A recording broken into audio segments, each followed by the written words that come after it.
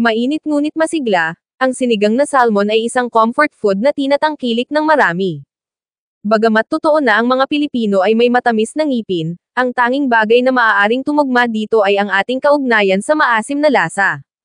Ang isang bagay tungkol sa mga nakakapreskong tala na ito sa ating dila ay umaakit lamang sa atin, hindi kami mabubusog sa aming mga tart pick-me-up. Hindi tayo estranghero sa maaasim na nilaga at sopas sa lutuing Filipino, at ang sinigang ang pangunahing halimbawa. Sa sabaw ng mga sangkap tulad ng sampalok o bayabas, ang sinigang na salmon ay nakakapresko at nakakaaliw ng sabay-sabay.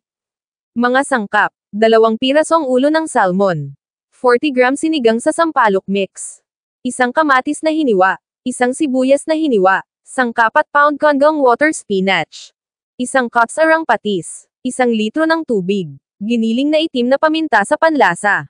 Igisa ang sibuyas, kamatis, at salmon. Sa isang malaking kaldero, igisa ang iyong hiniwang sibuyas at mga piraso ng kamatis sa loob ng ilang minuto. Pagkatapos, idagdag ang iyong 2 pirasong ulo ng salmon, hayaang maluto ang bawat panig ng mga 3 minuto.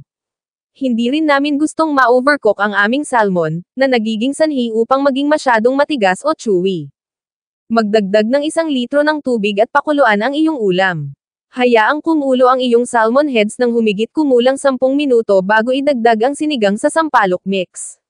Pinili kong gumamit ng pampalasa na halo o ahente sa halip na gumawa ng sarili mong sabaw mula sa simula, dahil nangangailangan ito ng maraming oras at pagsisikap.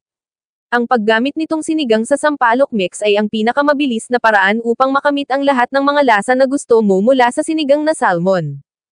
Pakuluan, idagdag ang kangkong, at timplahan.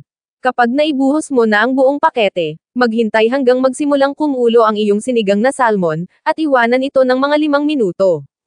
Pagkatapos, magdagdag ng 1 cups arang patis, pagkatapos ay iyong kangkong o kangkong.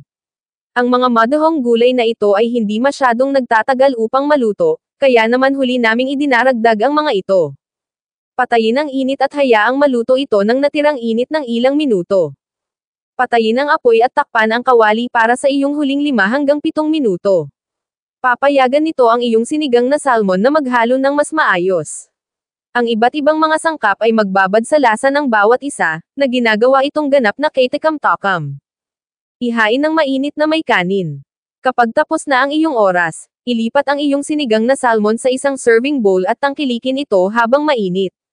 Ibuhos din ang ilang sopas sa mga individual na mangkok, kung gusto mo. Ang iyong sinigang na salmon ay magiging perpekto sa masarap, mainit-init na tasa ng kanin.